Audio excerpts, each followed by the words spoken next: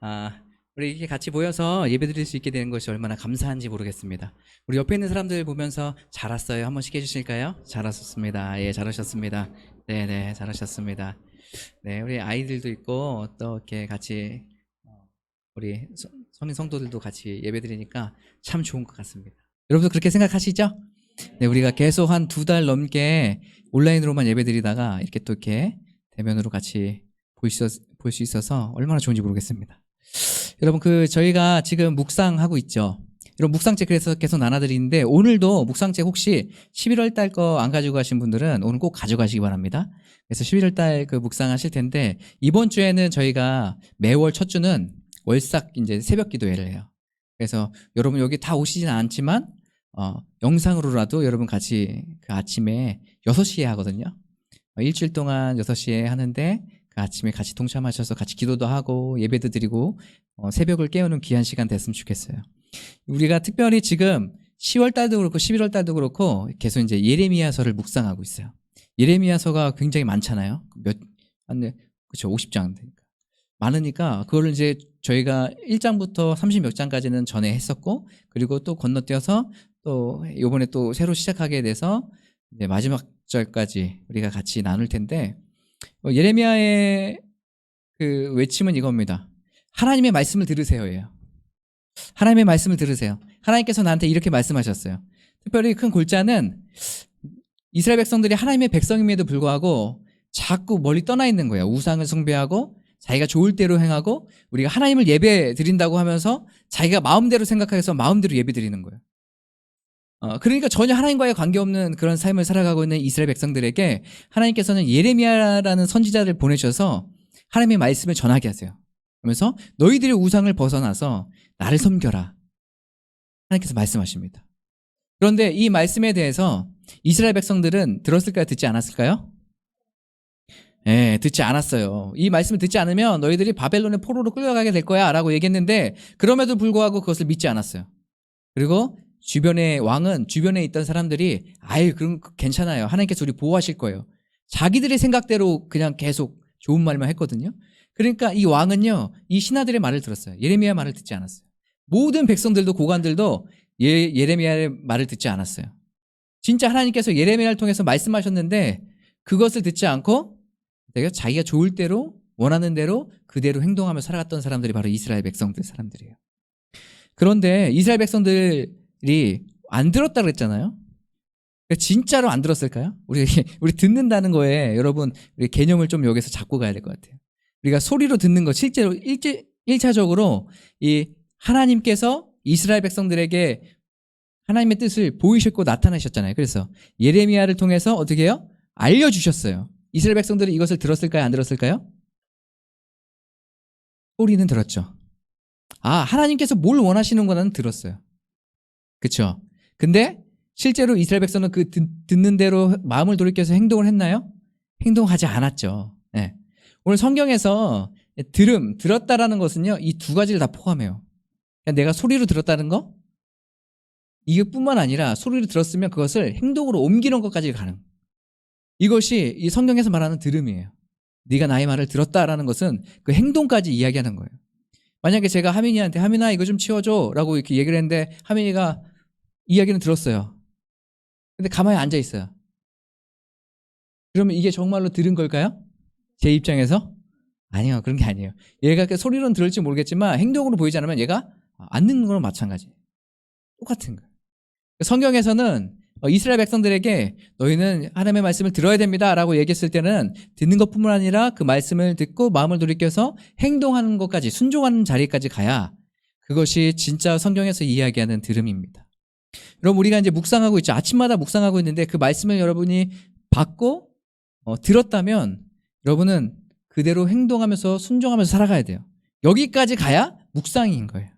우리는 묵상하면 10분, 5분 정도 같이 성경 보고 하나님께서 이런 거를 알려주셨구나 하고 쓰고 계속 덮어서 끝나는 게 아니라, 썼다면 우리는 어디까지 가야 돼? 행동하는 데까지, 순종하는 데까지 가야 돼요. 이웃을 도와주고 사랑하라고 말씀하셨다면 거기까지 가야 되는 거예요. 그냥 여기서 쓰고 끝나는 게 아니라. 그러니까 우리가 묵상의 삶을 살아간다는 건 아침에 일어나서 내가 성경 펴다가 아니라 그 하루를 그 말씀대로 순종하며 살아가는 것이 묵상의 삶입니다. 그래서 이번 주에도 우리가 새벽 예배로 나아갈 텐데 우리 같이 말씀 나누고 또 여러분에게 하나님께서 분명히 깨닫게 하시는 것들이 있을 거예요. 그러면 깨닫게 하시는 것들을 여러분들은 듣고 그대로 하루 적용하면서 살아가는 거예요. 알겠죠? 그렇게 할 수 있겠죠? 네. 지금까지 그렇게 안 했다면 우리 나는 할 수 있다 한번 시켜줄까요? 나는 할 수 있다. 나는 할 수 있다. 네. 우리 또 옆에 사람은 격려하면서 당신 할 수 있습니다. 당신은 할 수 있습니다. 할 수 있습니다. 네네. 할 수 있어요. 할 수 있어요. 왜 오늘 제가 이 들음에 대해서 여러분과 같이 나눴냐면 이스라엘 백성들에게 오늘 하나님께서 모세를 통해서 말씀해주고 있어요. 우리 같이 4절 한번 같이 볼까요? 4절 다 함께 읽어보도록 하겠습니다. 시작. 이스라엘아 들으라 우리 하나님 여호와는 오직 유일한 여호와시니. 오늘 이스라엘 백성들에게 뭐라고 이야기하고 있어요? 들으라 라고 이야기하고 있어요. 하나님의 말씀을 들으라는 거예요. 이제 어떻게 하나님의 말씀대로 순종하며 살아가고 어떻게 붙들며 살아가야지 우리가 정말 하나님의 백성으로 살아갈 수 있는지를 지금 모세가 알려주고 있는 거예요. 그래서 이 말씀을 통해서 그럼 우리는 도대체 무엇을 붙잡고 살아가야 되는지를 여러분과 같이 나누려고 합니다. 성경은 66권으로 굉장히 많은 내용이 담겨져 있죠. 근데 이 많은 내용이 담겨져 있지만 여러분 이 많은 내용을 한 가지로 여러분 표현한다면 뭐라고 얘기할 수 있겠어요? 성경. 네. 맞아요. 성경이라고. 성경.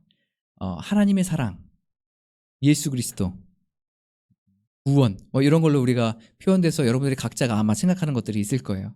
그렇죠? 저는 오늘 그것들 중에 한 가지를 여러분과 같이 소개하려고 해요. 그건 사랑이에요, 사랑. 사랑. 이 성경 전체 66권, 이 모든 역사를 통하여서 하나님께서 우리에게 알려주고 싶으시고, 같이 좋은 관계를 그 관계 안에서 어떤 관계를 누리고 싶으신 거예요? 그 사랑의 관계를 누리고 싶으신 거예요. 여러분 정말로 하나님 사랑하십니까? 사랑하세요? 정말로 사랑하세요? 저는 이 말씀을 묵상하면서 내가 정말 하나님을 사랑하고 있나라는 것을 다시 저한테 질문하게 되는 시간을 가졌는데 내가 정말 하나님을 사랑하나? 내가 하나님을 정말로 사랑해서 이 자리에 서 있는 건가? 내가 하나님을 정말로 사랑해서 지금 여기 있나? 이런 것들 다시 제가 생각하게 됐어요. 여러분 진짜로 마음을 담아서 여러분 진지하게 한번 제가 물어볼 테니까 한번 답해 보세요.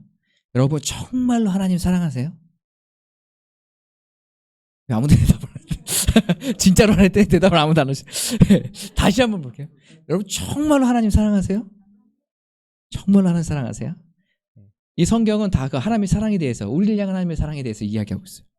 그렇다면 오늘 이 말씀들을 보면서 그럼 우리가 도대체 무슨 말씀을 붙잡고 어떻게 살아가야 될지를 같이 한번 나눠보려고 합니다. 여러분 오늘 말씀에 보면 우리 7절 한번 말씀 볼까요? 4절 우리가 이스라엘 들으라라고 했을 때 여러분 그 성경에 아주 중요한 단어들이 몇 개가 있는데 그 중에 하나예요. 샤마 이스라엘이라고 그러거든요. 샤마 이스라엘, 그러면 들으라 이스라엘, 이스라엘아 들으라 이 얘기예요. 여러분 우리가 이제 교회도 오래 다녔으니까 이런 정도는 하나는 알고 샤마 이스라엘 그리고 주변에 이렇게 적용 좀 하세요. 샤마 하미나 이렇게 어찌됐든지 간 하나님께서 우리에게 계속해서 말씀해 주세요. 그 말씀은 근본적인 건 하나님의 사랑이에요. 하나님의 긍휼이에요. 여러분 기독교는요 어떤 이런 종교 행사, 의식 이런 거에 초점이 맞춰져 있지 않아요. 우리 기독교는 하나님과의 관계에 초점이 맞춰져 있어요. 내가 관계 안에서 하나님은 그 사랑의 관계가 온전히 잘 이루어져 있는지 이런 것들을 지금 봐야 되는 것이에요. 근데 우리는 어떻게 해요? 이 행사 끝나고 우리 오늘 예배 끝나고 오늘 여기 예배 참석했으니까 나는 이제 하나님 사랑한 거야. 여러분 그렇게 생각하십니까? 여러분 이런 것이 우리가 하나님의 사랑의 척도가 되면 안 돼요. 하나님과의 관계가 내가 지금 올바로 되어 있나 서 있나 이런 것들을 바라봐야 돼요.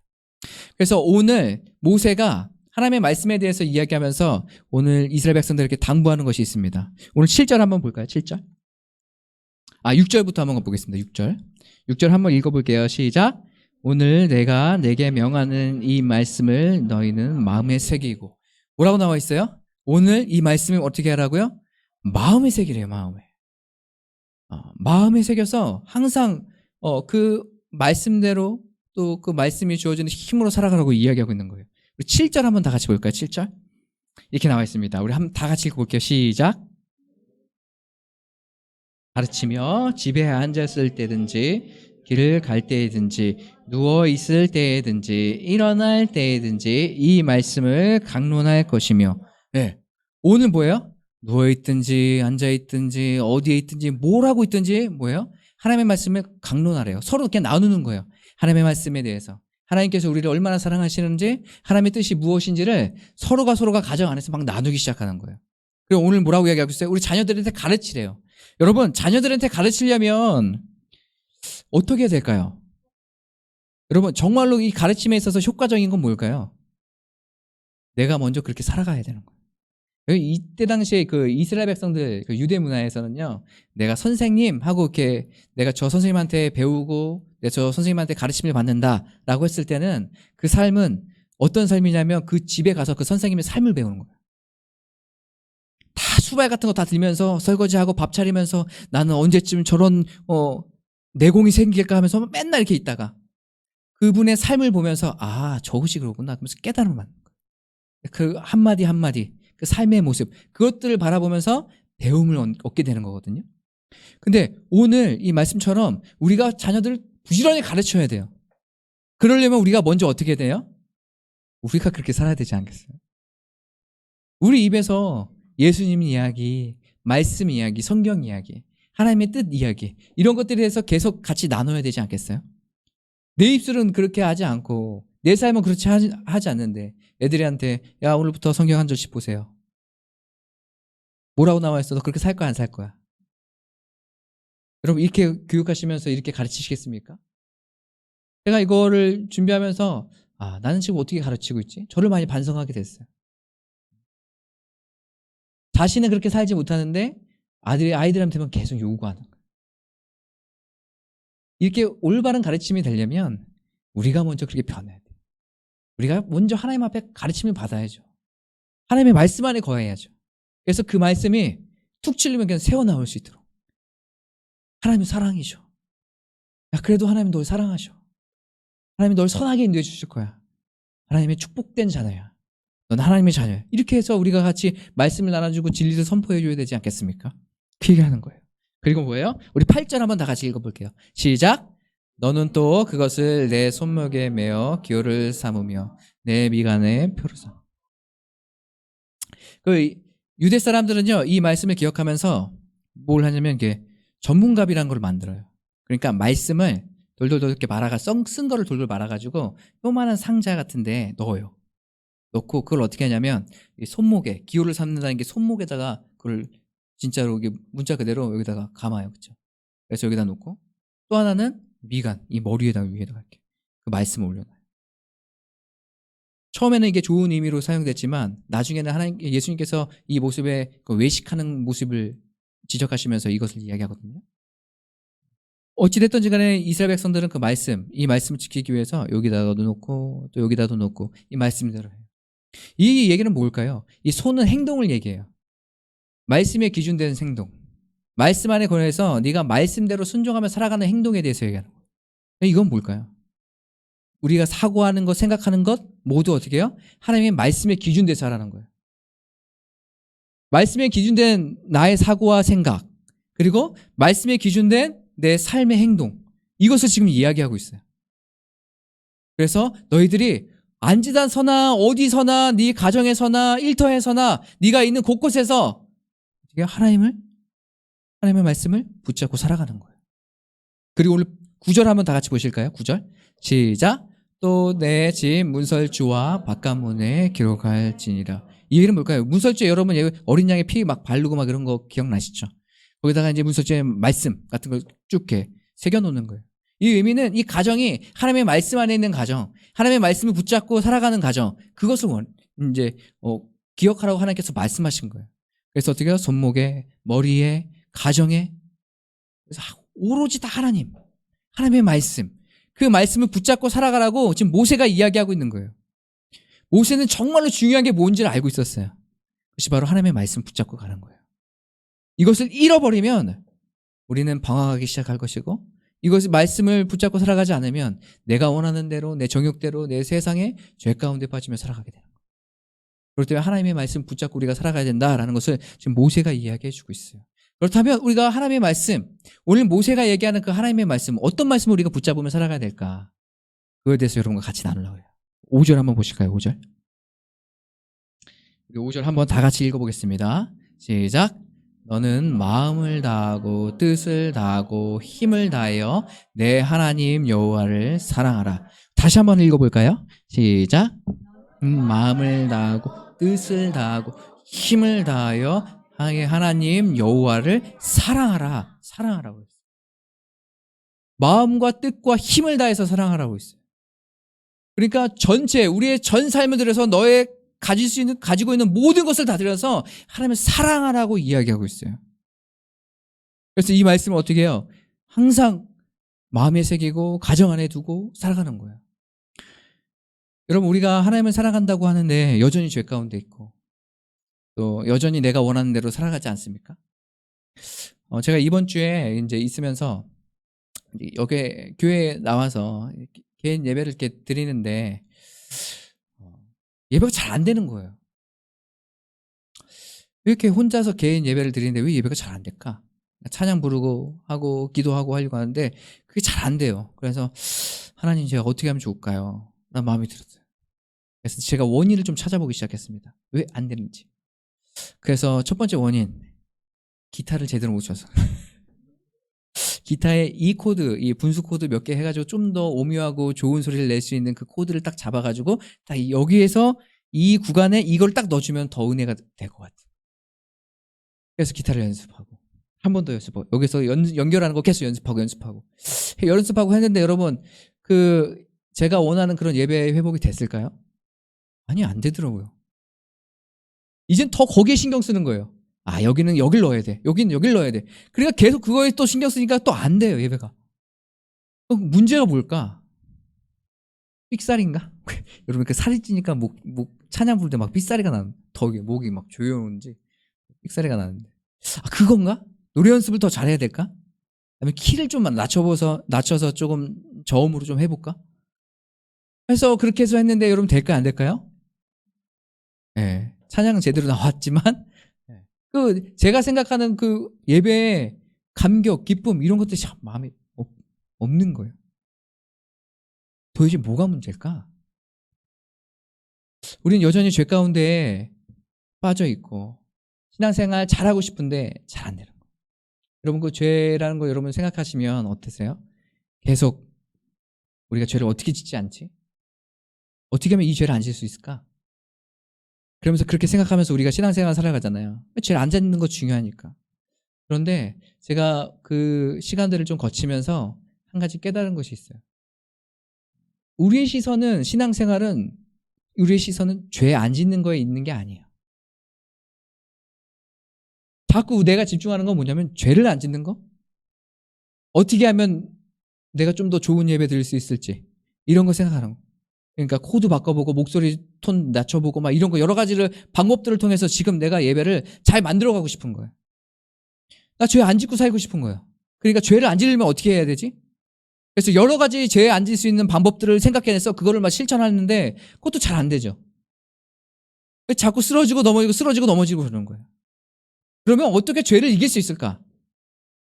그래서 우리의 시선은 항상 죄를 바라보면서 죄를 어떻게 있을지, 죄의 방법들을 죄 안 지을 수 있는 방법들을 자꾸 생각해요.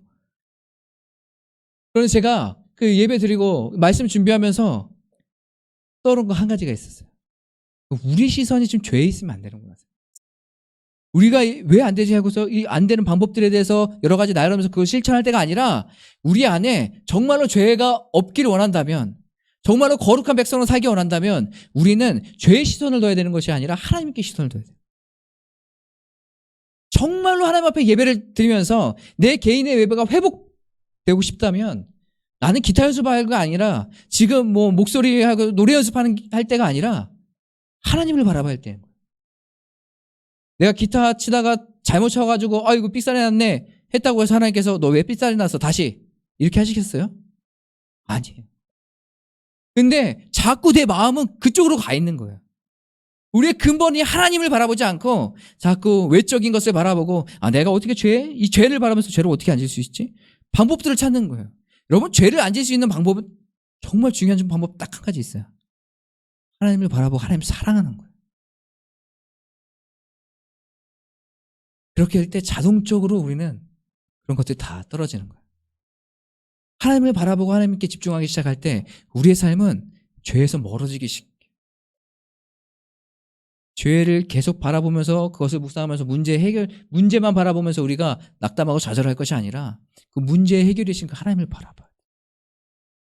오늘 이 신명기 기자가 뭐라고 이야기하고 있습니까?